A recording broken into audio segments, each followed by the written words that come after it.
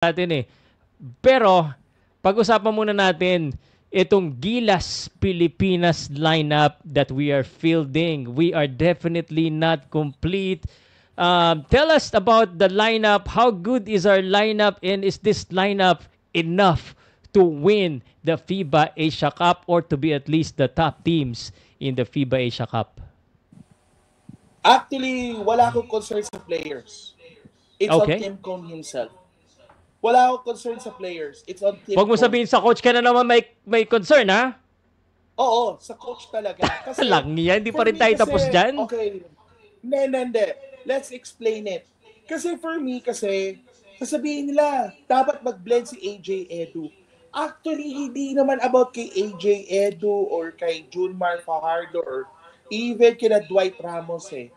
It's all about Tim Cone pa rin on how to utilize players, lalo na he will use his triangle going up against the best teams of Asia. Kahit some of them ay hindi full force.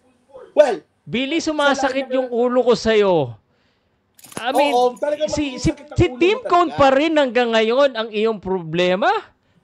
I mean, hindi pa ba Kasi sapat yung mga unang-una, napatunayan niya it's na a panalo? It's, ganito. Siyempre, explain ko yung players ha. Actually, ito, siyempre, magkakaroon ako ng bilib kay Tim Cone. Hindi nga mabilib eh. Kapag Magkakaroon ka ng bilib kay Tim Cone hanggang ngayon, hindi ka pa rin bilib. Wala ka pa rin ba tiwala sa kanya as a head coach ng Gilas? Hanggang ngayon? Kasi, ganito, hindi. Let's understand okay, it. fine. Sandali lang. Okay. Sino yung dalawang player?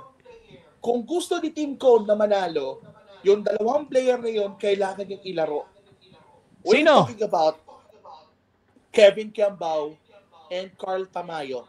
Silang dalawa. Actually, bakit? Kasi si Carl at saka si KQ, doon sa Korean League, they can dominate against Koreans. And some imports na Americans. Or some of them na hindi Americans. Pero kasi, it's a matter kasi of blending with team. Kailangan, for me it's Tim Cone. Kailangan magtiwala siya kay KQ at kay Carl. Dahil naniniwala ko sa dalawang ito na kaya nilang buhatin ang Gilas at tulungan si JB. Wow, that's a big word, buhatin. These two young dudes, while I will tell you this, I like these two players. But tell me this, who is Tim Cone gonna sacrifice over these players? Eh, may mga veterano siya na dapat niyang palaruin. So you mean Chris Newsome, CJ Perez, Dwight Ramos? Actually, AJ Edu? Yan ang mga kasamahan niya sa ano eh. Hindi. Ito si AJ Edu, ang pinaka-question na lang dito ay, can he become dominant just like what he did in the World Cup?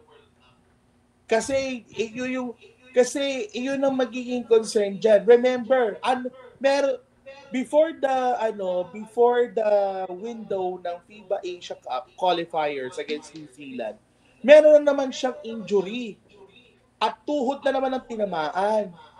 So, yun nga kasi, parang iisipin ko for AJ, ano ba ang dapat dating makita? Can he become dominant this time?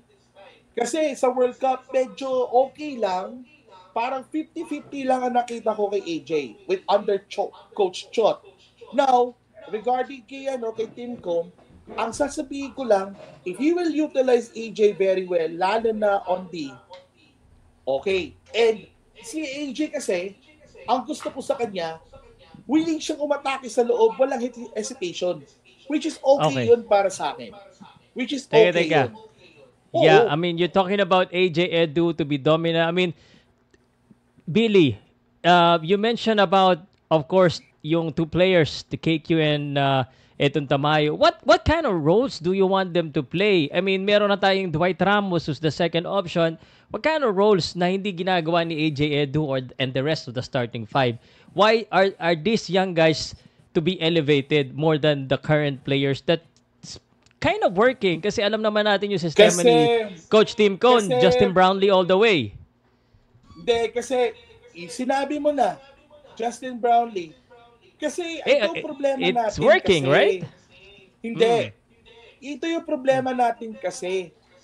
Okay. Justin Brownlee is now 37, 38 right now. Kahit Okay. sabihin mo, he is so effective, yes. Pero he is now going father time. And Come on.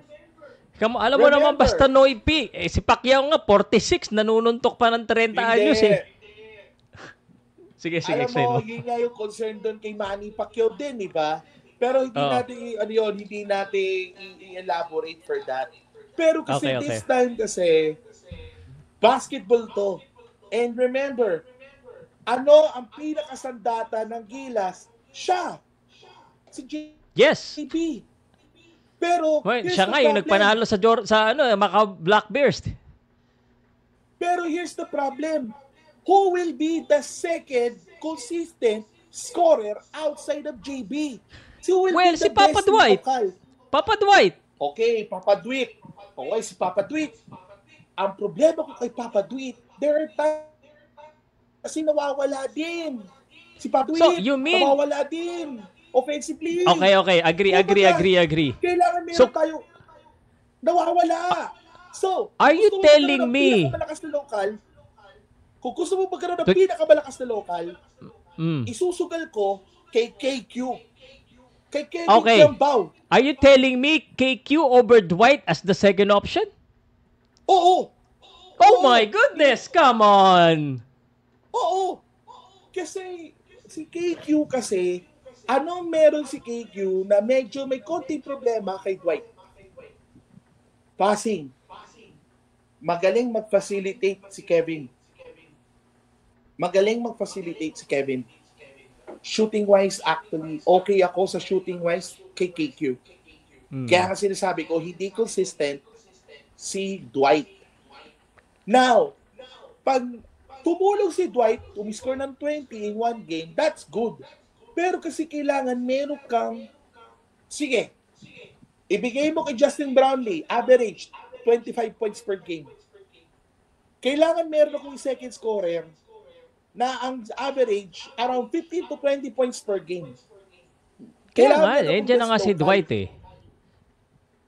Si Pero Dwight ang inconsistent siya. So, Pero it's ang in second simple for me is answer, KQ. you want It's KQ.